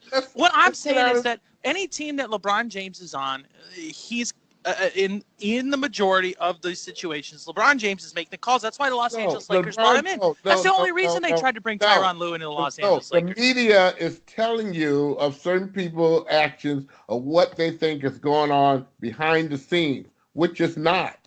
What the real deal is, and you talked about also the assistant coaches now with Golden State as well.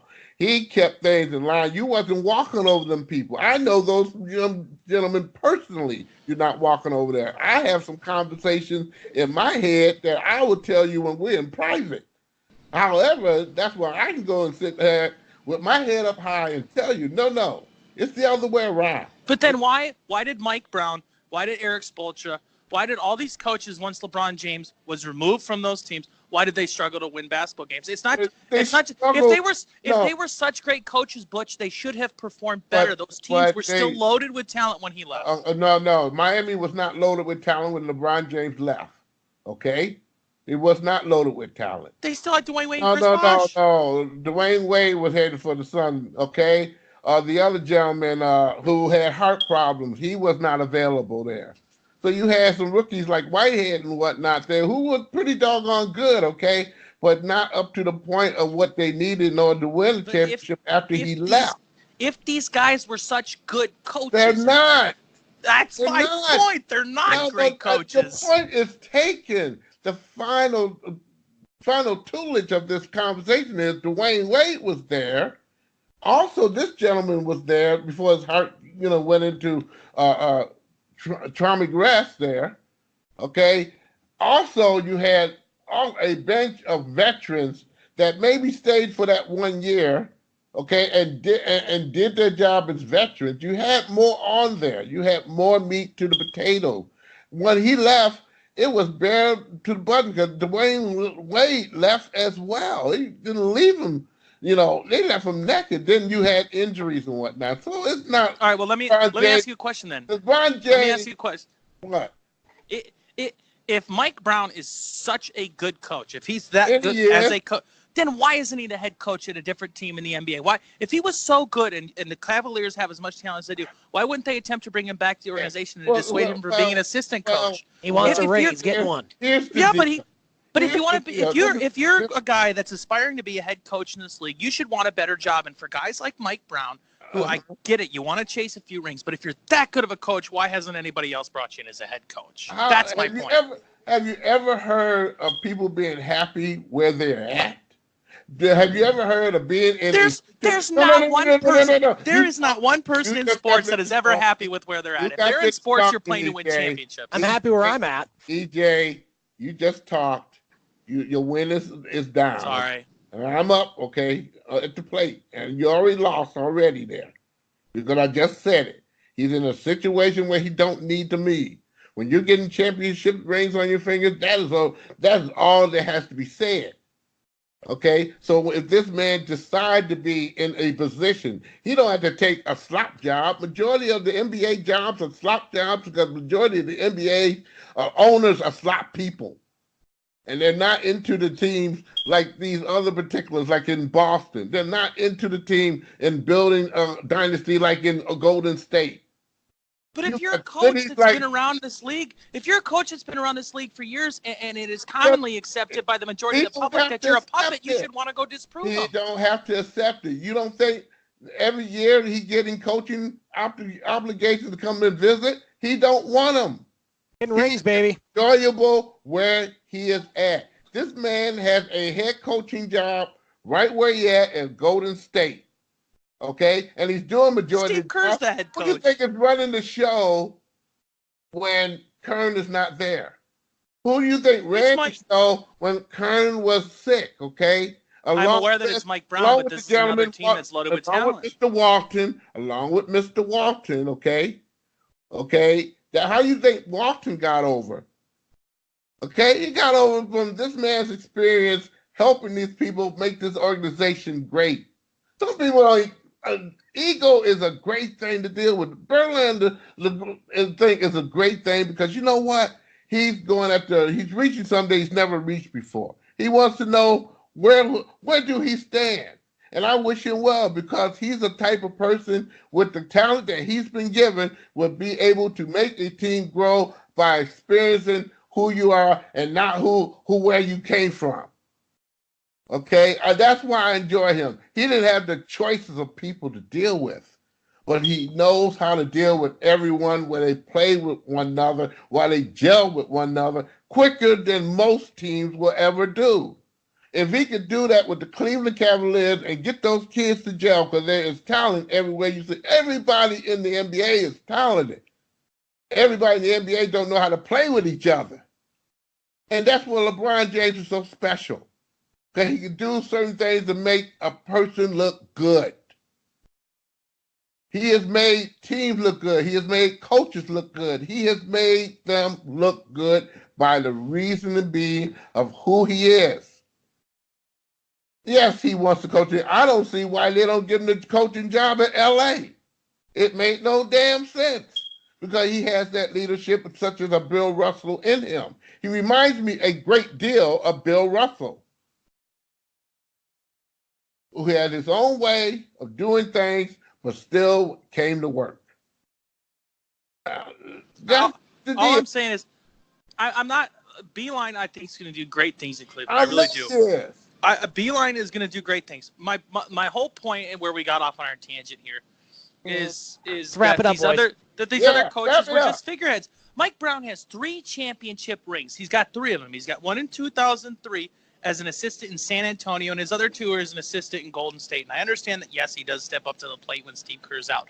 But if this is a guy, okay, he's been a head coach in Cleveland, LA, and then back in Cleveland, no championships. And that's my point. Okay, well, here's my point. Have you ever been at a championship gala like I have been to see someone happy after they win something? Unfortunately, I have not had that pleasure yet. I have, okay? And, if you were to ask that person that question, they wouldn't give a good dooley. They would say, I am happy where I'm at right now. He has some rings. And that's more than I can say for a whole heck of a lot of us. He's got him as an assistant. He knows what a championship is. He has championship caliber. He's a good doggone coach who's waiting for his opportunity to be in a good situation.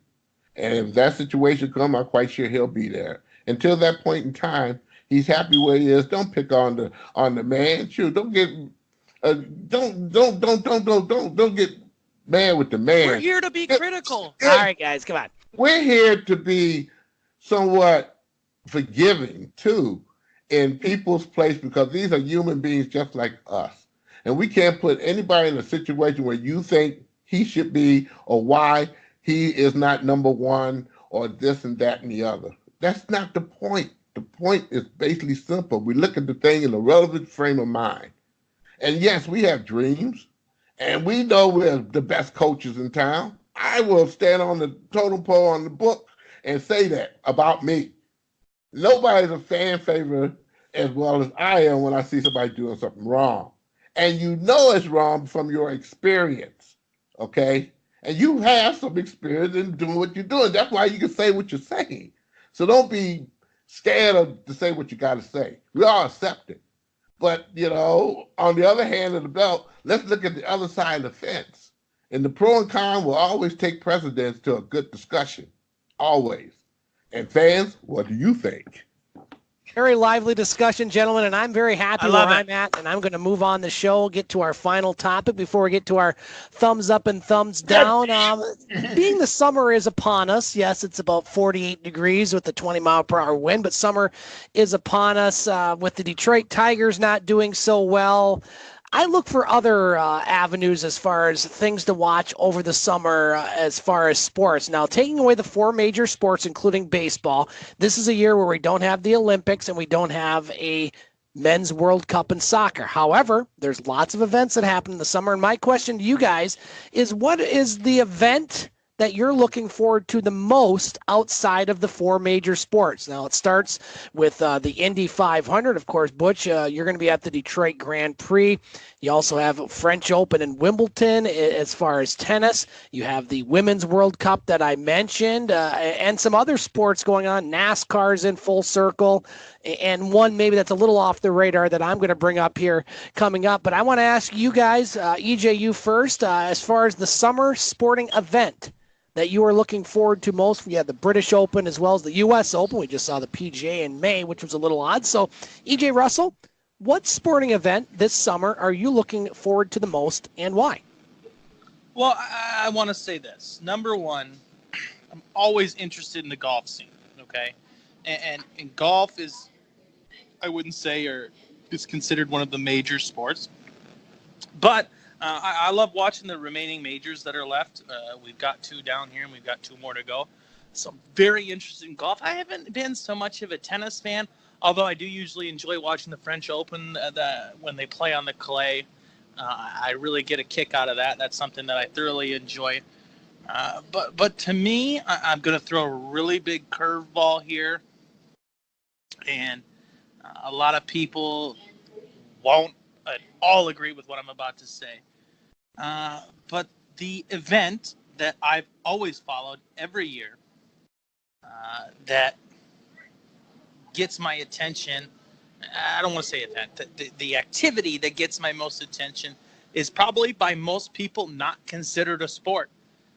And me being an avid angler, that's fishing. I love watching the tournaments that are coming up. ESPN offers some great coverage of a lot of those fishing events. And we live in the UP, less Butch, but we live up north here where fishing is very popular, and it's kind of a goofy thing to say. I get that, and people will be like, wow, really? You're excited to watch fishing? I enjoy it because it gives the average angler, the average fan, an opportunity to follow some of the greatest guys at what they do and watch their tactics and watch what they're doing.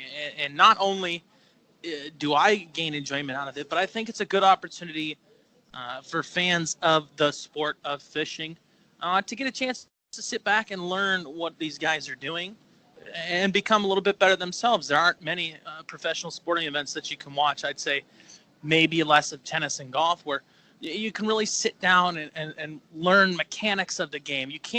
You can watch baseball all day, but nobody's watching baseball. You're not going to learn how to throw that curveball, right?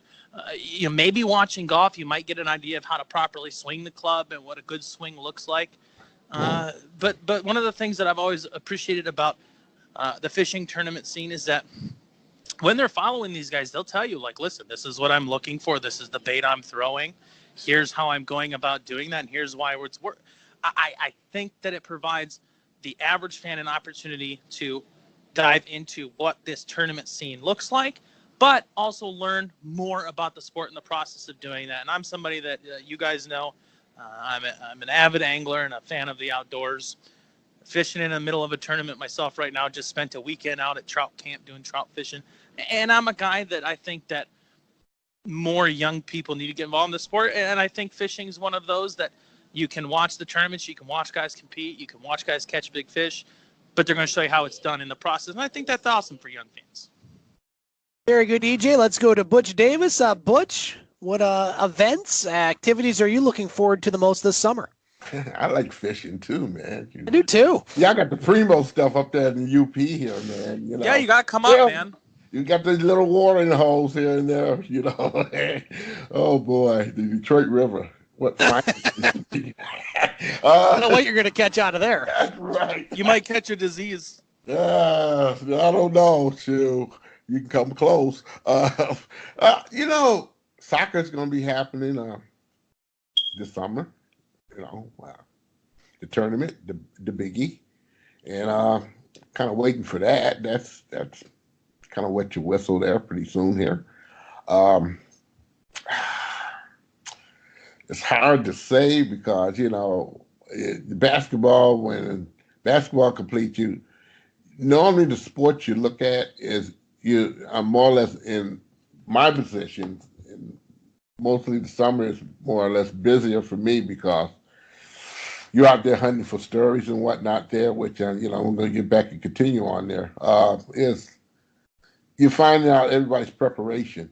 For instance, the Lions, the Tigers, they already prep, but again, you get to see the finished product because you get to deal with them from spring training on down.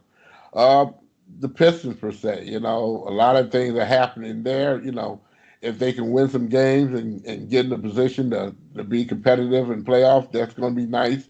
To watch the Red Wings grow up, okay? And that's a work in itself. And like I said earlier in the show, there should be no reason that they're maybe in the bottom tier of the playoffs, but they should get in the playoffs next year. They are talent-laden in their minor league system, and to watch some of the kids grow up, or else you get some coaches that come down here in Detroit, maybe from a Grand Rapids or up in Canada there and talk about the certain players that their progress is that's some information that you can't get anywhere else. And that's normally I'm gathering a lot of information, but again, you don't get away from looking at the big golf matches or something there, or maybe a famous person doing good when everybody geek him up. And Tiger Woods is one of those particulars that basically they geek him up to do this and that, and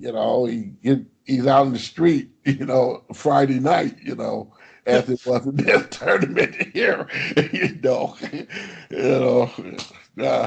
wish him well in his endeavors. But that's all I do. It's soothing to put it that way here. You're fool you don't get out and enjoy the weather. I just put it that way here. Enjoy the summer, and be safe. That's what I say here. Every day is a sport for me here. Well said, Butch. A couple of the ones that I'm looking forward to the most, and I always look forward to the U.S. Open in golf. My favorite tennis is Wimbledon. The fact that I actually got to witness it and attend was one of the best sporting events I've ever done in my life, and some of the other ones. But this happens every 4 years. The two sporting events I'm talking about, one I'm sure you guys will agree or at least know about. The other one maybe not so much. The Women's World Cup. Really looking forward to that coming up in June. Team USA defending champ that will be going on in France, and those girls bring it. They always know what to do, and I'll be watching a lot of that. But the one that's maybe a little off the radar, especially in this country, it begins on May 30th, next week, as a matter of fact, and goes to the middle of July. Yes, we're talking a month and a half of the ICC Cricket World Cup going on in England and Wales. This is going to be an outstanding tournament. Australia, the defending champ. England has never won it in recent memory, and this is a great tournament. You have 10 teams, and the teams are England, South Africa, India, Australia, New Zealand, Pakistan, Bangladesh, Sri Lanka, Afghanistan, and the West Indies, and they all play each other once, and the top 4 teams advance to the semifinals, and then you have the finals. It starts at 5:30 in the morning, so you get up, you have the matches already going on. The matches last 7-8 hours. It's absolutely outstanding, riveting action, wickets, hundreds, just everything that you want in a sporting event and more. And they even have tea time, which I even like more and more. So International World Cup of Cricket, we'll be covering it extensively here on the game. Actually, we won't, but I'm looking forward to it either way. Gentlemen, it's it is time for our thumbs up and thumbs down for the week. EJ, we'll go to you first. Your thumbs up and thumbs down this week, sir. Well, I've had this one in my back pocket. I'm really excited to talk about this, but because we've taken a little bit of a break, I'm going to go back a few weeks to May 11th, 2019. ESPN released an article that caught my attention because it's something that I never thought I would hear about in my lifetime. And this is not a professional sports reference, and I still have yet to see it in a professional sport, but something that I think deserves attention. Shannon Becker is my thumbs up for the week for Mahopac High School out of New York City. She is a pitcher, a sophomore, who struck out all 21 batters she faced to throw a perfect game against Carmel High School back in early May. And I just thought that, holy cow. I asked my dad when I was a kid, I remember learning what's the difference between a no-hitter and a perfect game, and asking these questions. I go, Dad, has anybody ever struck out all 27 batters in a game? He said, not that I know of.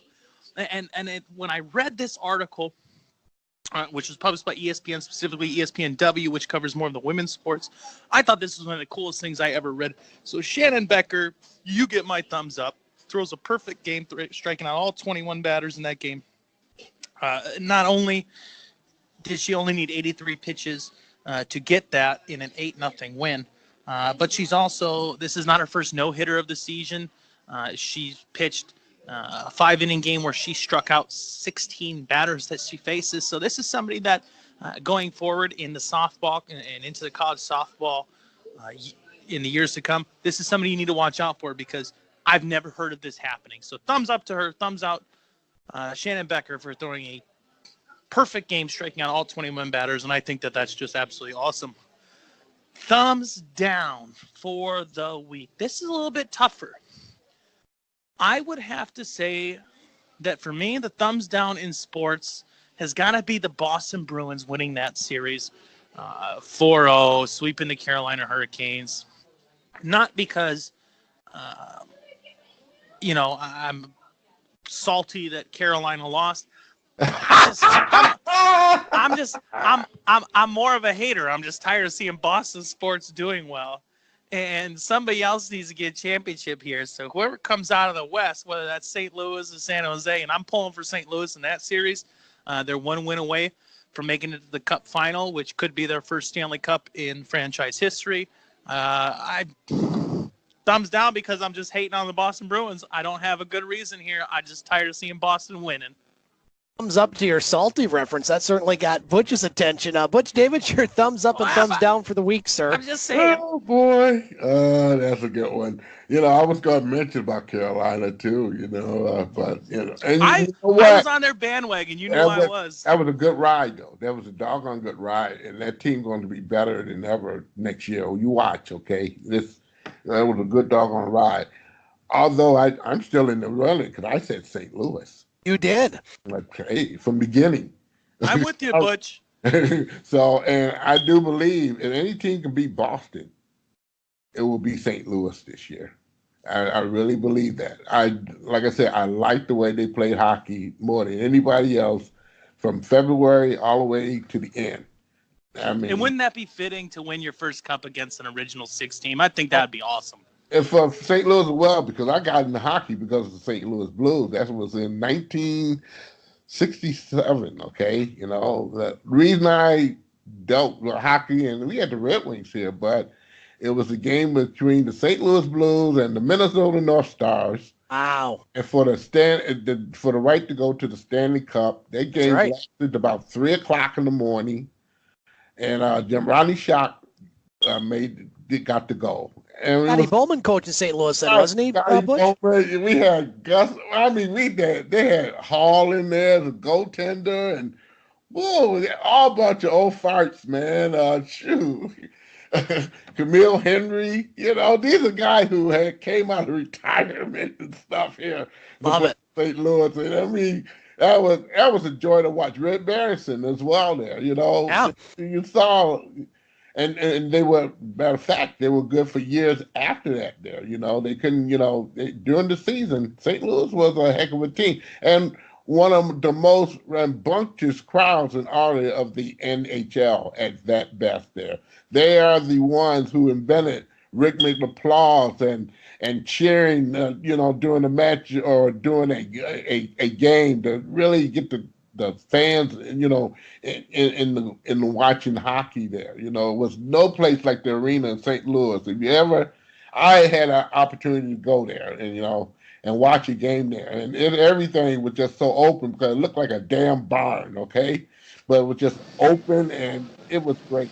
But hey, we gotta those are my two-time pick here, St. Louis Blues.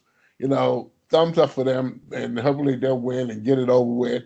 And the Detroit Tigers is my thumbs down there, Yeah, I'll agree with you on the thumbs down, Butch. That is definitely my thumbs down for the week. A pretty rough week to be a Tiger fan and to watch what we saw at Comerica Park. And the only other thumbs up I have is for Brooks Koepka in the PGA, winning his 4th out of 8 majors here over the past couple years. Wasn't the prettiest. He had a big lead, and nobody thought that he could be caught. And all of a sudden, he has 4 bogeys on a windy back 9 in New York. I can't even think of the name of the course. The other guy got it to within 1, but Brooks Koepka wins. Very confident guy, and some people would say a little cocky. But hey, when you win 4 majors in 8, I guess you can be that way. And he certainly lived up to the billing in the tournament last weekend, winning the major. Let's go around the horn one more time, gentlemen, before we call the show. Now, next week we will not have a show due to Memorial Day. I have some obligations on Memorial Day, so our next version of the game will be in June, June 3rd. I think we'll be back at the Wicked Sister for that one. EJ Russell, you're at Moe's Pub in Escanaba. Tell us what's going on there and what's up for you the next couple weeks. Well, tonight we still got bingo night going on. Tuesday trivia as always. Wednesdays.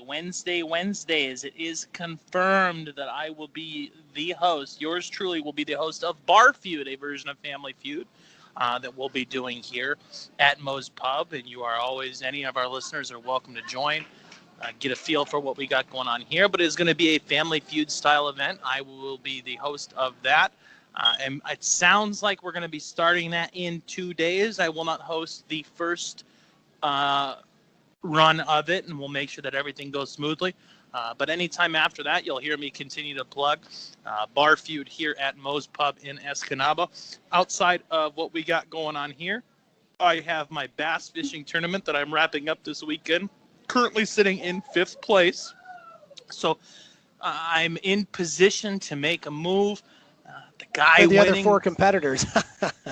Right, the other 4 are all fishing. I got kicked out. No, but I'm in striking distance to make a move here and get into the money. So I got one last good weekend of fishing here. Really glad that we get a long weekend to do that. So I think I'm going to go out Sunday, last day of the month, throw everything out there as far as what I can make happen and commit a day to fishing and see if I get in the money. The first place guy's pretty far ahead right now, but if I fish well and I throw the right baits and do my homework, I think I got a shot at getting in the money here. I'll give myself maybe a 2nd or 3rd place finish, move up a few spots, but I don't see myself winning. However, big fish can bite at any time, so we'll see what happens. EJ, thanks for joining us. We'll talk to you in a couple weeks from Moe's Pub here on the game. Yes, sir. And Butch Davis, of course, you can hear your show, Butch on Sports, on your podcast page, simply Butch2. That's TOO.podomatic.com, or go to thegamesportshow.com. We upload all of Butch's shows. What's in store, Butch, for you as far as Butch on Sports? And I know you got a lot to do with the Detroit Grand Prix coming up next weekend. Yeah, that's going to be a busy week of interviewing and talking to people that you haven't seen in a while in the racing business there. And that's going to be pretty fun. That's going to be a lot of fun. Plus the Memorial Day weekend here, get about and get some fresh air and whatever it may be here. Not too much of anything here right now. Here, the Detroit Tigers are getting ready to hurry up and get out of town, and we'll probably go down there and see them on Thursday and before they leave. Hopefully they get some wins in the tapper before they get out of town. But again, it'll be somewhat a smooth week in Motor City. We done broke everything we had to break unless they break something else next weekend. Butch, thanks for joining us, and we'll talk to you in June here on another next edition of the game. All righty. All right, that's going to do it here for our Monday edition of the game. Again, we will be back in 2 weeks on Monday, June 3rd. I want to thank EJ Russell from Moe's Pub. Yo. I want to thank Butch Davis from Butch on Sports, and you for listening. We'll talk to you in a couple weeks here on the game on Eagle 95.1 and on thegamesportshow.com. See ya.